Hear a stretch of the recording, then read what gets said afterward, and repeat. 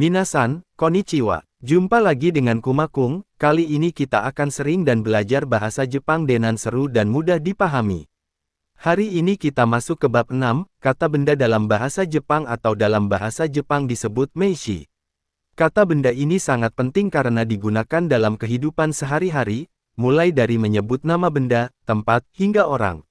Di video ini, kita akan belajar apa itu meishi dalam bahasa Jepang. Contoh kata benda yang sering digunakan. Cara menggunakannya dalam kalimat sederhana. Siap untuk belajar.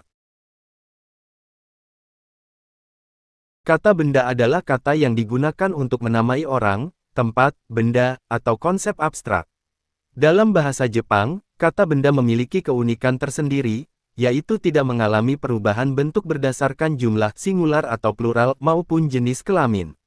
Misalnya, dalam bahasa Indonesia kita mengenal perbedaan buku dan buku-buku, sedangkan dalam bahasa Jepang, satu buku atau banyak buku tetap disebut hon tanpa perubahan bentuk.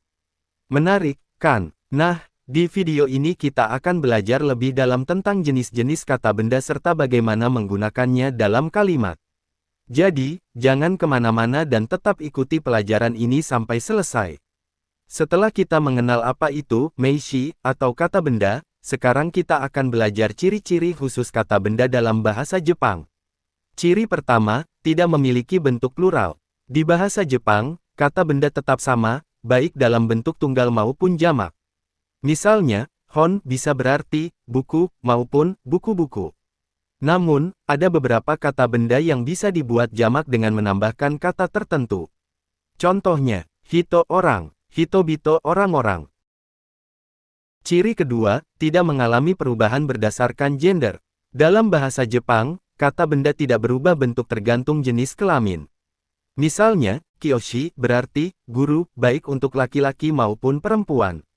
Ciri ketiga, tidak memerlukan artikel a atau de. Tidak seperti bahasa Inggris yang menggunakan a atau de, dalam bahasa Jepang tidak ada artikel semacam itu. Misalnya, neko ga iru ada kucing. Neko wa kawai kucing itu lucu. Jadi, dengan memahami ciri-ciri ini, kita bisa lebih mudah menggunakan kata benda dalam bahasa Jepang dengan benar. Yuk, lanjut ke bagian berikutnya. Kata benda umum atau dalam bahasa Jepang disebut futsu meishi. Apa itu kata benda umum? Kata benda umum adalah kata yang digunakan untuk menyebut benda, tempat, atau konsep yang bersifat umum dalam kehidupan sehari-hari. Contoh kata benda umum dalam bahasa Jepang. Ie, yang artinya rumah. Kuruma, yang artinya mobil. Ki, yang artinya pohon. Ongaku, yang artinya musik. Kata-kata ini sering digunakan dalam percakapan sehari-hari, jadi penting untuk menghafalnya. Di bagian berikutnya, kita akan membahas kategori kata benda lainnya dalam bahasa Jepang. Selanjutnya adalah kata benda khusus koyu meishi. Kata benda khusus adalah kata yang digunakan untuk menyebut nama orang, tempat, atau merek tertentu. Berbeda dengan kata benda umum, kata benda khusus selalu merujuk pada sesuatu yang spesifik. Contoh kata benda khusus: Nihon, Jepang; Tokyo, Tokyo; Tanaka-san, Bapak Ibu Tanaka; Makudo Naruto, McDonald's. Seperti yang kita lihat, nama negara, kota, orang, dan merek termasuk dalam kategori kata benda khusus. Ciri-ciri kata benda khusus selalu merujuk pada sesuatu yang spesifik. Biasanya ditulis dalam huruf kanji, hiragana, atau katana. Tidak mengalami perubahan bentuk berdasarkan jumlah atau gender. Misalnya, ketika kita mengatakan Tanaka-san, kita langsung tahu bahwa itu adalah nama seseorang, tanpa perlu menambahkan keterangan lain. Sekarang, kita akan belajar tentang kata benda abstrak chusho meishi. Satu kata benda abstrak chusho meishi. Kata benda abstrak adalah kata yang mengacu pada konsep atau ide yang tidak dapat disentuh secara fisik. Kata ini biasanya menggambarkan sesuatu yang bersifat emosional, filosofis, atau konsep yang lebih luas. Contoh kata benda abstrak: ai cinta, yuki keberanian, jiu kebebasan, shiawase kebahagiaan. Ciri-ciri kata benda abstrak: tidak memiliki bentuk fisik, mengacu pada konsep, perasaan, atau ide. Sering digunakan dalam ungkapan atau peribahasa. Misalnya, ketika kita mengatakan ai, yang berarti cinta, itu bukan sesuatu yang bisa kita pegang, tetapi kita bisa merasakannya. Begitu juga dengan jiu atau kebebasan, yang merupakan konsep yang dirasakan dalam kehidupan. Sekarang, kita akan membahas kata benda pronominal, daimeishi, atau yang lebih dikenal sebagai kata ganti orang. Kata benda pronominal, daimeishi. Kata benda pronominal adalah kata yang digunakan untuk menggantikan kata benda lain dalam kalimat. Dalam bahasa Indonesia, ini disebut sebagai kata ganti orang, seperti saya, kamu, dia, dan kami. Contoh kata ganti orang dalam bahasa Jepang. Watashi, saya umum. Boku, saya pria, kasual. Ore, saya pria, sangat kasual. Anata, kamu umum, formal. Kimi, kamu kasual. Kare, dia laki-laki. Kanojo, dia perempuan. Watashi tachi, kami kita. Perbedaan penggunaan kata ganti orang dalam bahasa Jepang. Penting untuk diperhatikan. Watashi sering digunakan dalam situasi formal, baik oleh pria maupun wanita. Boku lebih santai dan umumnya digunakan oleh pria dalam percakapan sehari-hari. Ore sangat kasual dan hanya digunakan oleh pria dalam lingkungan akrab. Anata digunakan untuk kamu, tetapi jarang digunakan dalam percakapan langsung karena terdengar terlalu formal atau bisa terdengar kurang sopan tergantung konteksnya. Sebagai gantinya, orang Jepang lebih sering menyebut nama langsung atau menggunakan jabatan seperti sensei, guru, ucho, kepala divisi, atau senpai, senior daripada menggunakan anata. Contoh kalimat dengan kata ganti orang. Watashi wa nihongo o benkyou shiteimasu. Saya sedang belajar bahasa Jepang. Kare wa saka ga suki desu. Dia, laki-laki, suka sepak bola.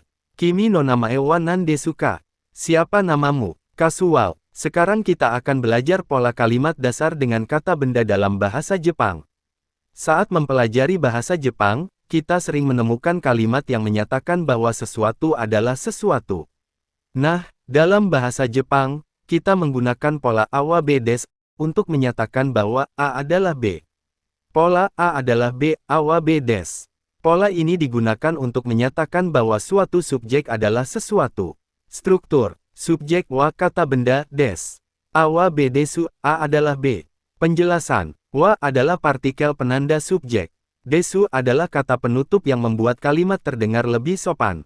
Contoh kalimat. Kore wa hon desu. Ini adalah buku. Ano hito wa sensei desu. Orang itu adalah guru. Watashi wa gakusei desu. Saya adalah seorang siswa. Setelah sebelumnya kita belajar pola A adalah B, sekarang kita akan belajar pola kebalikannya, yaitu A bukan B, dalam bahasa Jepang. Ketika ingin mengatakan bahwa sesuatu bukan sesuatu, kita menggunakan pola A wa B dewa arimasen. Yuk, kita pelajari bersama. Pola A bukan B, A wa B dewa arimasen. Pola ini digunakan untuk menyatakan bahwa suatu subjek bukan sesuatu.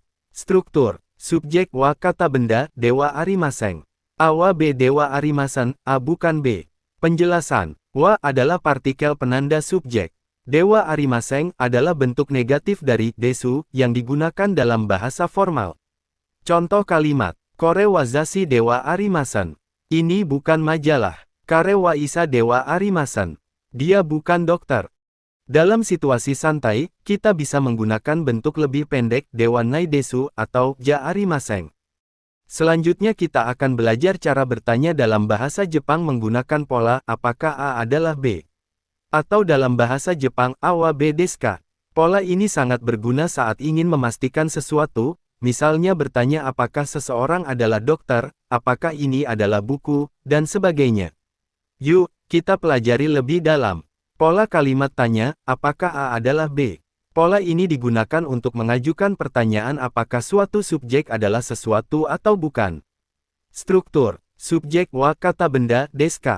A wa B desu ka. Apakah A adalah B? Penjelasan. Wa adalah partikel penanda subjek. Desu ka digunakan untuk membuat kalimat tanya dalam bahasa Jepang. Contoh kalimat. Kore wa pen desu ka. Apakah ini pulpen? Ano hito wa sensei desu ka. Apakah orang itu guru? Hai, so desu. Ya, benar. Chigaimasu. Tidak, bukan. Catatan penting. Jika jawabannya ya, gunakan hai, so desu, yang berarti ya, benar. Jika jawabannya tidak, gunakan chigaimasu, yang berarti tidak, bukan.